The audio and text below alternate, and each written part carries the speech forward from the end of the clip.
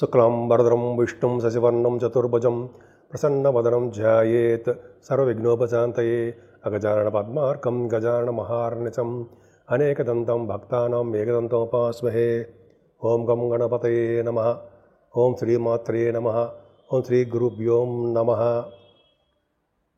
మా ఆది ఆస్ట్రాలజీని చూస్తున్నటువంటి మీ అందరికీ, అలాగే ఫారిన్ కంట్రీస్లో కూడా ఉండి నాకు అప్పుడప్పుడు ఫోన్ చేస్తున్నటువంటి మీ అందరికీ కూడా నా హృదయపూర్వక నమస్కారాలు.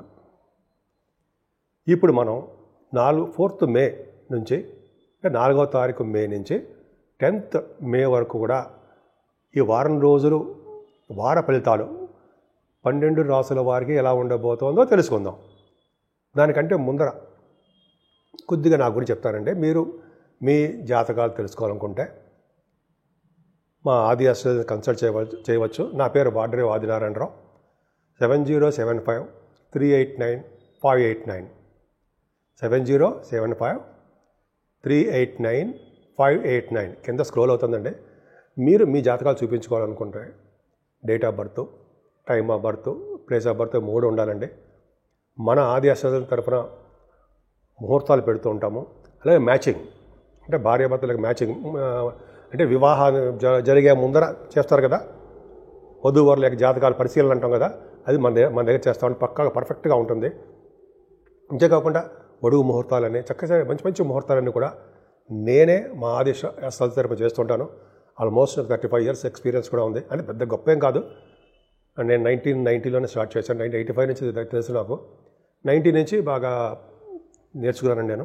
కాస్ట్ అకౌంటెంట్ నేను. సరే, అది పక్క పెడదామండి ముందర.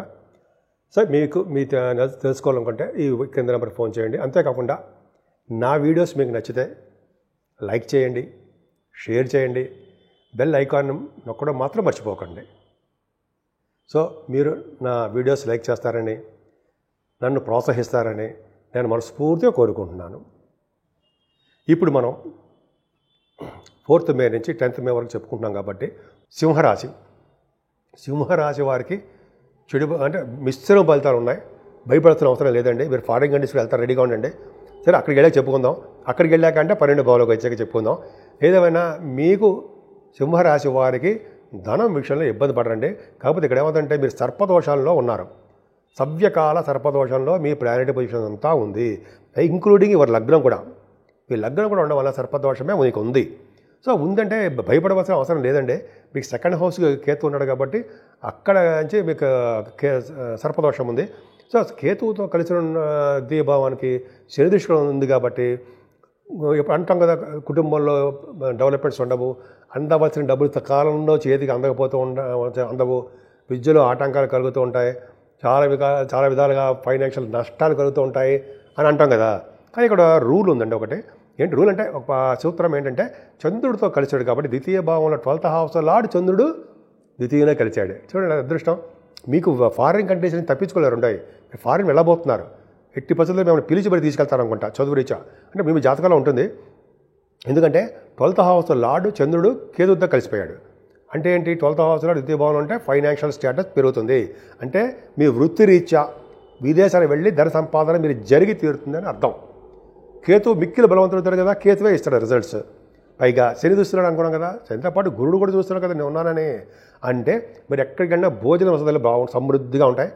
డబ్బు విషయంలో మరింత సమృద్ధిగా ఉండడం, ఎదుటి వాళ్ళకి ఇచ్చే పొజిషన్లో మీరుంటారు, ఖచ్చితంగా ఉంటారు. అలాగే అంతేకాకుండా మీ కుటుంబంలో వృద్ధి కలుగుతూనే ఉంటుంది. బంగారు ఆభరణాలు ఉంటాయండి మీకు. విద్యలో అటువంటి ఆటంకాలు కలగకుండా బాగుంటుంది. షార్ట్ జర్నీస్ చేయడానికి ఎక్కువ అవకాశాలు ఉన్నాయి. ఏదేమైనా మీ కుటుంబ వృద్ధి బాగుంటుంది. చదువులో ఎటువంటి ఆటంకాలు లేకుండా విద్యార్థులు బ్రహ్మాండంగా చదువుకుంటారు. అలాగే వేదశాస్త్రాలు కూడా పూర్తిభావం చెప్తా ఉండి, ఆ వేదశాస్త్రాలు కూడా బాగా అధ్యయనం చేసేవాళ్ళకి చాలా బాగుంటుంది. అంతేకాకుండా విద్యలో బాగా రాణించడము, తల్లిగారి యొక్క ప్రేమాభిమానాలు మీకు నిండుగా ఉండడము, అవన్నీ ఉన్నాయి.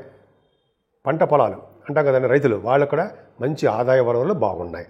ఏదైనా చిల్డ్రన్ విషయంలో మాత్రము ఇబ్బంది కలుగుతుంది మీకు. అంటే మీ సంతానం విషయంలో చాలా ప్రాబ్లమ్స్ మీకు క్రియేట్ అవుతుంటాయి.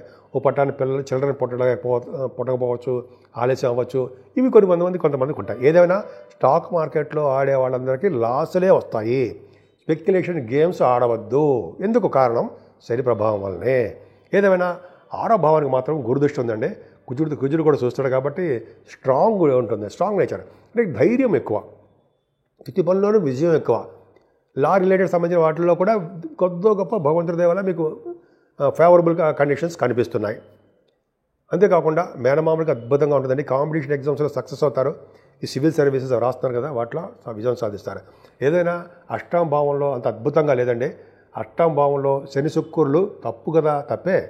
శని శుక్రులు తప్పు, శని రాహులు కూడా తప్పండి. తప్పంటే ఏంటంటే మీ ఆలోచన ధోరణి పక్క మార్గాలకి, చెడు మార్గాలకి వెళ్ళిపోతూ ఉంటుంది. మీరు కంట్రోల్ చేసుకోవాలి. అంటే కంట్రోల్ చేసుకోవాలంటే భగవంతుడి యొక్క ధ్యానం ఉండాలి.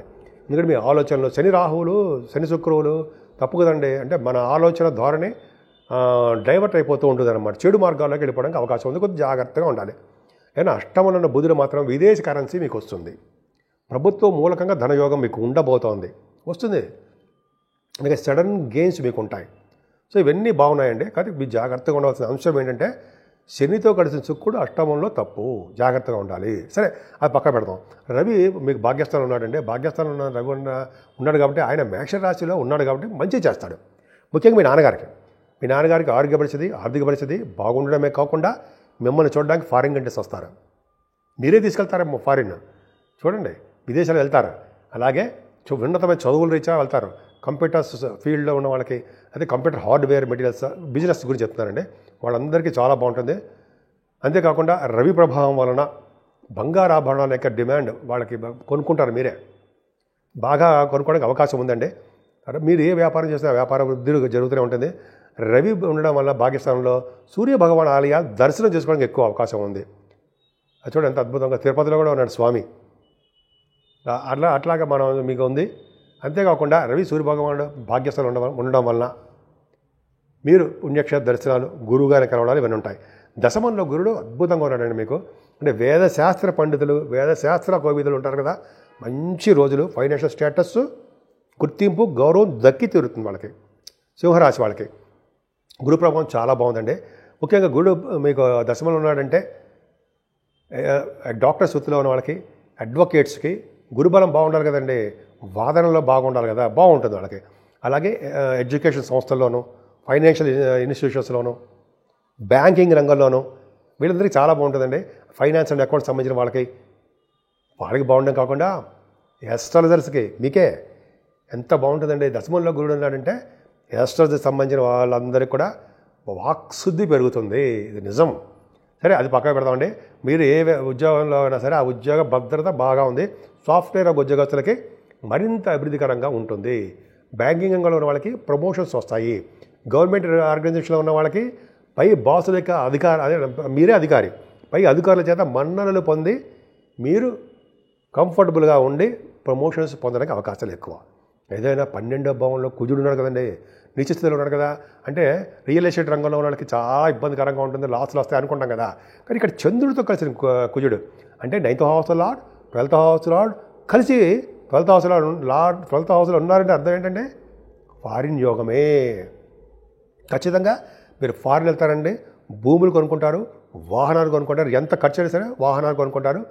భూములు, వాహనాలు, గృహాలు, భవంతులు కొనుక్కోవడానికి అవకాశం మీ జాతకాలు రీత్యా 4వ తారీఖు 5వ తారీఖు ప్రస్ఫుటంగా కనిపిస్తుంది.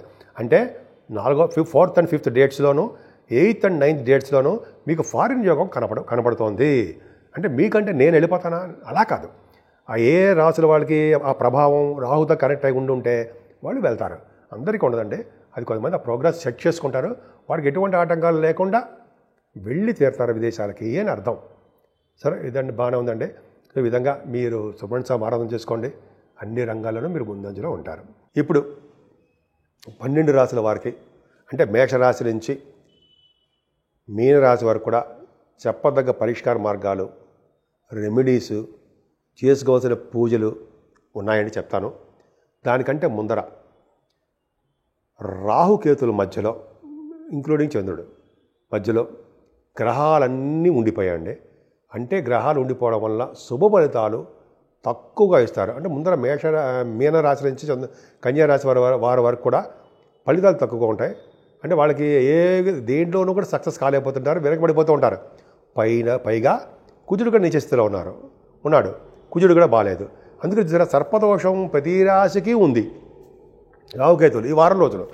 కాబట్టి మీకు ఎట్టి పరిస్థితుల్లో మీకు అవకాశం ఉందంటే అమ్మవారికి అభిషేకాలు చేయించుకోవడము, అమ్మవారి కుంకుమ పూజలు చేయించుకోవడము, అమ్మవారికి చండీ హోమాలు చేయించుకోవడంతో పాటు మీరు శ్రీకాళహస్తిలో రావుకేతులకి సర్పదోషం నివారణకు మీరు పూజలు చేయించుకోండి. అలాగే శివుడిని అమ్మవారిని చూడండి, అక్కడ పూజించండి, పార్వతీ అమ్మవారు. అలాగే నాగప్రతిష్ఠ చేసుకోవడం అంటే మోపిదేవులు నాగప్రతిష్ఠ చేసుకుంటే ఎంతో అదృష్టం ఉండేది, కానీ మేము చేసుకోలేము. మేము కూడా చేసుకున్నామండి. అది చేసుకోవడం వల్ల మంచి శుభఫలితాలు వస్తాయి. నాకు బాగా కాన్ఫిడెన్స్ ఉంది కాబట్టి చెప్తున్నానండి. నాగప్రతిష్ఠ చేసుకునే వాళ్ళకి అన్ని రకాల దోషాలు పరిహారం అయిపోతాయి అంటారు. ఎక్కడ చేయించుకునే పర్లేదండి. మోపిదేవుల పవర్ ఎక్కువ ఉంటుంది కాబట్టి మోపిదేవుని చెప్తున్నాను నేను. సో ఇలా చేయించుకోవడం వల్ల ఫలితాలు ఉంటాయి. ముఖ్యంగా మీ రాశి వాళ్ళందరికీ ప్రభావం ఉంది కాబట్టి ఎక్కువగా దేవతారాధన, దైవభక్తి ఎక్కువ కలిగి ఉండాలి. మీకు ఏ దేవుడు ఇష్టం ఉంటే ఆ దేవుడిని పూజించండి. ముఖ్యంగా గాయత్రి అమ్మవారిని అలాగే సూర్యభగవాన్ ఆరాధన చేసుకోవడం వల్ల అన్ని రంగాల్లోనూ ముందంజలో ఉంటారు. పైగా ఇది వైశాఖ మాసంలో విష్ణువుకు అత్యంత ప్రీతికరమైన మాసము అంటాం. మంచి శుభకార్యాలన్నీ చేస్తుంటాం ఈ మాసంలో. కాబట్టి విష్ణువుకు సంబంధించిన తులసి మాల కానీ, ఆయన పూజించడం వల్ల కానీ, వెంకటేశ్వర స్వామి యొక్క దర్శనాలు కానీ చేసుకుంటే ఈ 12 రాశి వాళ్ళకి మంచి శుభఫలితాలు కలుగుతాయనడంలో ఏమాత్రమూ సందేహం లేదు. సో కాబట్టి మీ అందరికీ మంచి జరగాలని, అందరూ భోగభాగ్యాలతోటి, సుఖ సౌఖ్యాలతోటి సంపూర్ణమైన ఆరోగ్యవంతులుగా ఉండాలని ఉంటారని కూడా నేను మనస్ఫూర్తిగా కోరుకుంటున్నాను.